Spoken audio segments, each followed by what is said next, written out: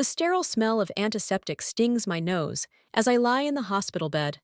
The steady beep of the heart monitor, a cruel reminder of how fragile I feel. My chest aches from the emergency heart surgery 2 days ago, a sharp pain slicing through me every time I shift under the thin blanket.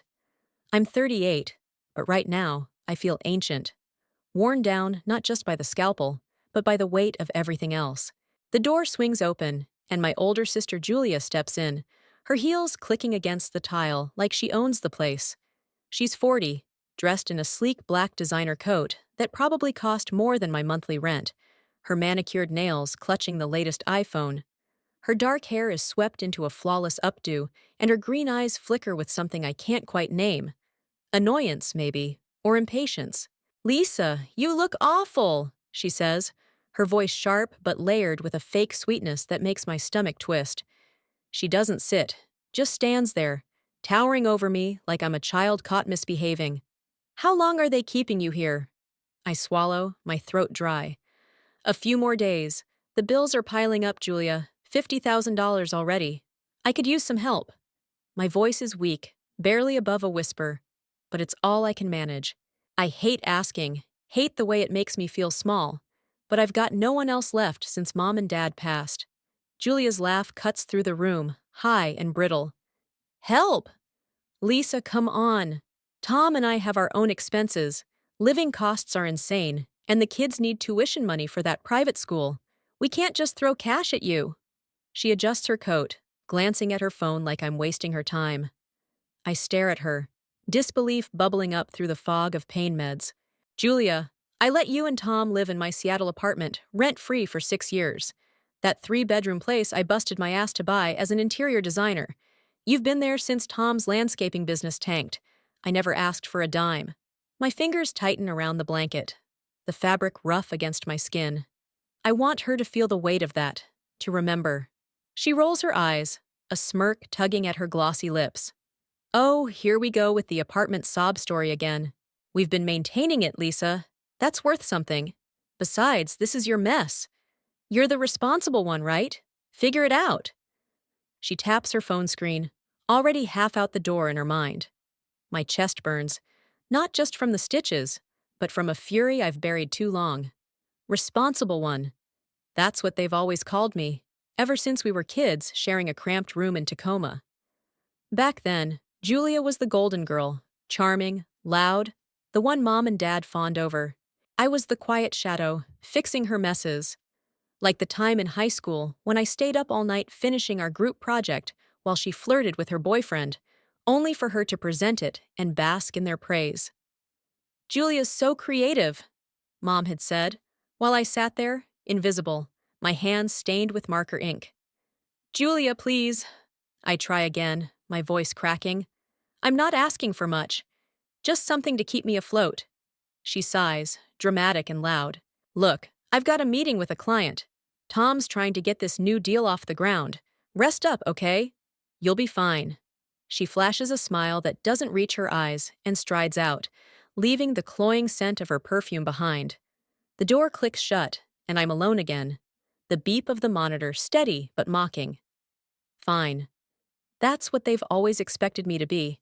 Fine, no matter how much I give, no matter how little I get back. A nurse pops in, a young guy named Ben, with a kind face, short brown hair, warm hazel eyes, and a crooked smile that softens the sterile room. "You okay, Miss Carter?" he asks, checking my chart. "Need anything?" I force a smile, my lips trembling. "Just some water, thanks." He nods and hands me a cup, his gentleness a stark contrast to Julia's cold dismissal. As he leaves, I sip the water, the coolness doing nothing to quench the heat of betrayal simmering inside me. 6 years of my life handed over to them, and now, when I need them most, I'm just a burden. I set the cup down, my hands shaking, and stare at the ceiling, wondering how long I've been letting this family drain me dry. The hospital room feels smaller every day, the white walls closing in as I clutch the stack of medical bills Ben dropped off this morning. $50,000.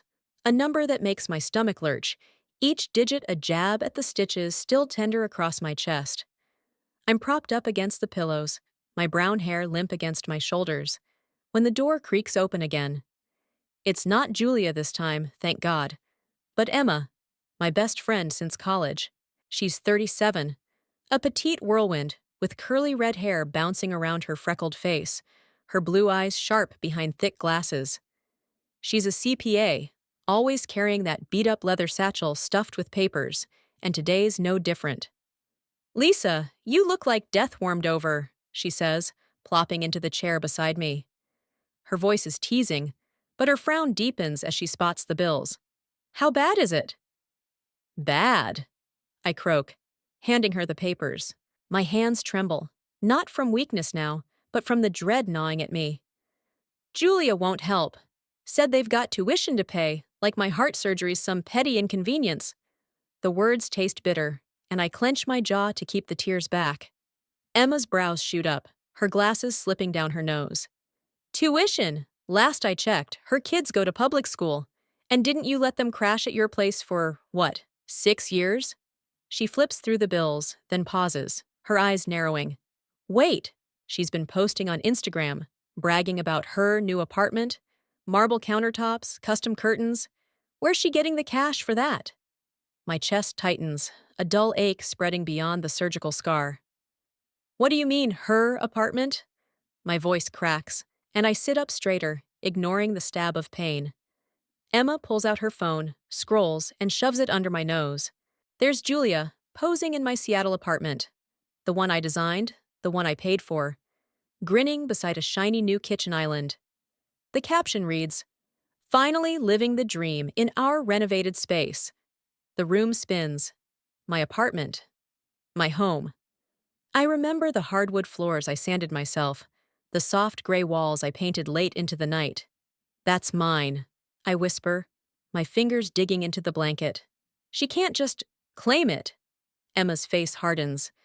"She can if she's got the title." "Lisa, when was the last time you checked your property records?" She whips out her laptop, logging into some database I don't understand. Her fingers fly over the keys, and then she freezes. "Oh, hell. 4 months ago, right when you started getting those chest pains, someone transferred the deed to Julia Carter. Your signature's on it." I blink, my mind racing back. 4 months ago, I was a wreck. Dizzy, breathless, popping painkillers.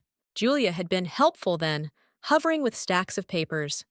"Sign this, Lisa, it's just insurance stuff," she'd said, her voice syrupy as I scrawled my name half-conscious on the couch. My heart pounds now, not from the surgery, but from a betrayal so deep it cuts worse than any knife. "She forged it," I say, my voice shaking with rage. "She used me when I was sick." Emma nods, grim. "We need proof. This reeks of fraud." She snaps her laptop shut, but my thoughts spiral further. Back to high school, when Julia stole credit for our group project, smirking as I stayed silent. Back to college, when she borrowed my designs for her portfolio and landed her first gig. Always her, always taking, while I gave and gave. A new visitor interrupts. Dr. Patel, my cardiologist. A wiry man in his 50s with graying hair and a clipped accent. "Ms. Carter, your vitals are improving," he says, scanning his tablet. "But stress isn't helping. What's going on?" I force a smile, my lips tight. "Family stuff," I mutter. He frowns but doesn't push, leaving me with Emma's steady gaze. "We're fixing this," she says, her voice steel. "Julia's not getting away with it." I nod, but inside, I'm breaking, years of pain crashing over me like waves I can't outrun. My home, my trust, my sister, all gone. I stare at the bills, the numbers blurring, and feel something harden beneath the hurt. She thinks I'll roll over like always. She's wrong. The hospital discharges me a week later, and I hobble out on crutches, my chest still throbbing like a drumbeat I can't escape. Emma's waiting in her beat-up Honda, her red curls bouncing as she waves me over. I slide into the passenger seat, the leather cool against my jeans, and feel a strange mix of relief and dread. I'm free from the sterile walls, but the weight of Julia's betrayal clings to me like damp air. "You're staying with me," Emma declares, her voice firm as she pulls out of the lot. "No arguments." I don't fight her. My apartment's not mine anymore, not until I take it back. Her apartment's a cozy mess, books stacked on every surface, a half-dead fern in the corner. But it's a lifeline. We sit at her cluttered dining table, my crutches propped against the wall, and she spreads out papers like a general plotting a war. "We've got the deed transfer," she says, tapping a printout with my forged signature, the ink jagged and wrong.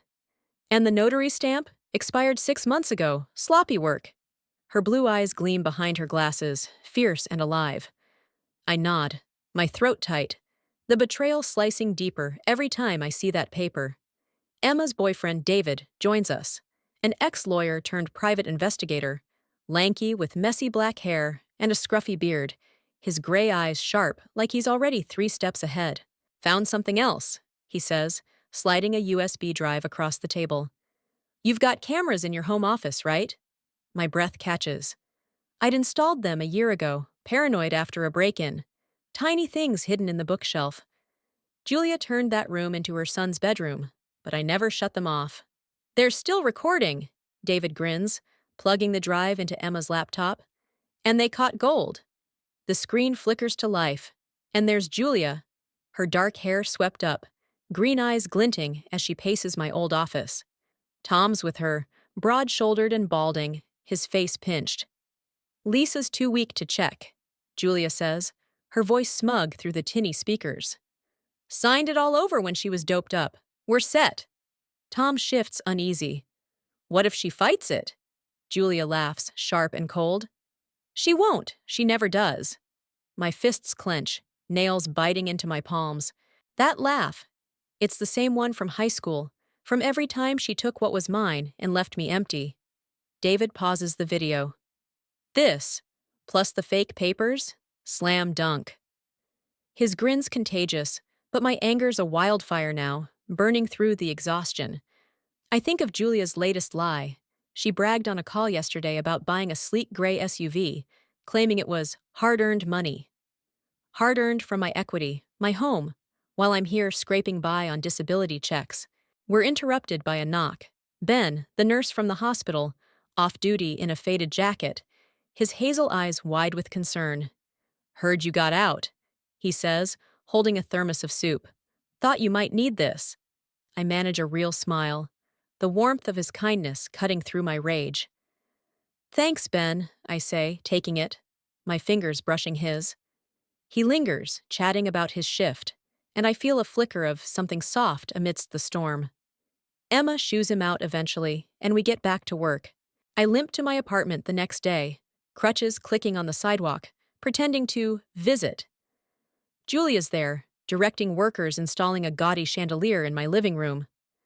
"Oh, Lisa," she says, her smile tight. "You shouldn't be here. It's stressful for you. This is my place now." She waves me off, oblivious to the fire in my gut. I nod, playing weak, but inside, I'm steel. She's wrong. I'm fighting this time, and she'll never see it coming. I adjust my crutches under my arms, the rubber tips squeaking against Emma's hardwood floor as I watch the calendar tick closer to Julia's big night. It's been 2 weeks since I left the hospital, and my chest still aches, but it's nothing compared to the fire blazing in me now. Tonight's Julia's housewarming party, her chance to show off my stolen apartment to Tom's car dealership buddies and her shallow socialite friends. Emma and David have everything ready. The forged deed, the invalid notary stamp, the damning camera footage. We're a team now, a quiet army waiting to strike. The Seattle evening is crisp, the sky bruising purple as we park a block from my old building. I can hear the party already, laughter spilling out, glasses clinking. Emma's in the driver's seat, her red curls wild, her glasses glinting with purpose. "Cops are on standby," she says, checking her phone. David's in the back, his lanky frame hunched over a folder of evidence, his gray eyes flicking to me. "You sure you're up for this, Lisa?" he asks, voice low. I nod, my jaw tight. I've never been more sure. We step out, the cold biting my cheeks as I limp toward the entrance. Through the lobby windows, I see my apartment transformed. Gaudy gold curtains, where my soft grays used to be. A chandelier dripping crystals like some tacky palace. Julia's in the center, her black coat swapped for a shimmering red dress, her dark hair cascading in waves. She's holding a wine glass, laughing with a balding guy in a suit, Tom's boss, probably. Tom hovers nearby, his broad shoulders stiff, sipping a beer like he'd rather be anywhere else. I push the door open, crutches loud against the tile, and the room hushes. Julia's green eyes lock on me, her smile faltering. "Lisa, what are you doing here?" Her voice is syrupy, but there's a crack in it. I don't answer, just nod to David, who steps forward with the cops behind him, badges flashing. "Julia Carter," an officer booms, a stocky guy named Ramirez, with a buzz cut and stern brown eyes. "We've got a warrant. Fraudulent property transfer, unauthorized loans. You're coming with us." Her glass slips, shattering on the hardwood I once sanded, red wine pooling like blood. "This is insane!" "Huh?" she shrieks, stepping back. "This is my house!" David holds up the USB drive, calm as steel. "Not according to the footage of you admitting you forged Lisa's signature or the fake papers you filed." He plugs it into a portable speaker, and her voice fills the room. "Lisa's too weak to check. She won't fight." Gasps ripple through the crowd, phones popping up to record. Julia's face twists, red with fury. "You're jealous, Lisa. Always have been." She spits, lunging toward me. Ramirez grabs her arm, cuffing her as she thrashes. "I made this place better." I step closer, crutches steady, my voice low but cutting. "No, Julia, you stole it, and I'm taking it back." Tom's pale now, stammering. "We can explain." But another cop cuffs him too. His boss shakes his head, muttering, "Knew he was trouble." The guests scatter, filming the chaos, Julia's perfect night crumbling on their screens. Emma grips my shoulder, her grin fierce. "You did it."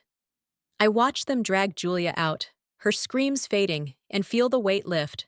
Not all of it, but enough.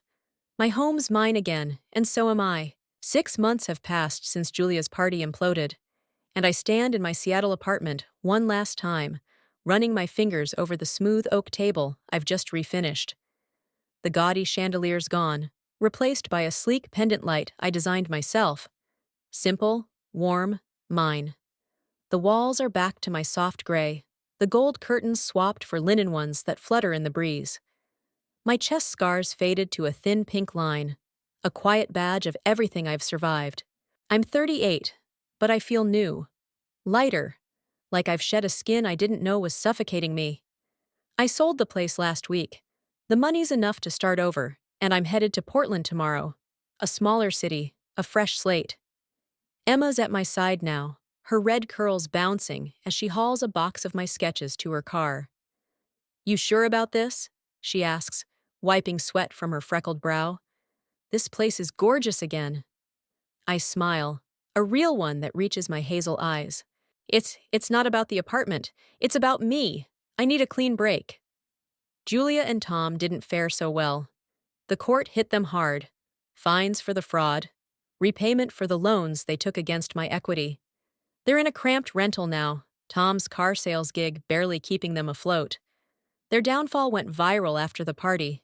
Clips of Julia's arrest racked up millions of views, her smug influencer dreams torched. I heard from Ben, who's become a friend, that she's working retail, her designer coats traded for a polyester vest. Tom just follows her lead, as always. Their kids reached out, though, unexpectedly. Mia, their 17-year-old daughter, shows up one rainy afternoon, her dark hair soaked, green eyes like Julia's but softer. "Aunt Lisa," she says, shifting awkwardly on my doorstep. "I'm sorry. For everything Mom and Dad did, you didn't deserve it." Her voice trembles, and I feel a pang. Not anger, but something tender. "You're not them, Mia," I say, handing her a towel. "You're welcome here any time." She nods, a shy smile breaking through, and I see a spark of the strength I've found in myself. The phone rings as I pack the last box, a number I haven't seen in months. Julia's voice crackles through, thin and desperate. "Lisa, we're drowning. Rent's due. Tom's pay got cut. Can you help? Just this once?" I freeze, the familiar guilt tugging at me, but it's faint now, a ghost I can ignore. No, Julia, I say, my voice steady. You told me to figure it out once. Now it's your turn. She gasps. You can't mean that. We're family. I hang up, the silence ringing with finality. Family. That word used to chain me. Now it's just noise. Later, Emma and I sit on her couch, splitting a pizza. Ben drops by, his hazel eyes crinkling as he hands me a coffee. Portland, huh? You'll kill it there, he says, and I laugh, the sound free and bright. David swings in too, his scruffy beard framing a grin. Heard Julia's begging around town. Karma's a hell of a thing. We toast to that, clinking mismatched mugs, and I feel it. Peace, real and solid, surrounded by people who see me, not what I can give. I'm leaving tomorrow, my sketches and a few boxes all I need. Portland's waiting, a studio job, a little place with a view, a life I'll build for me. Julia thought she'd broken me, but she didn't. She taught me what I'm worth, and that's everything.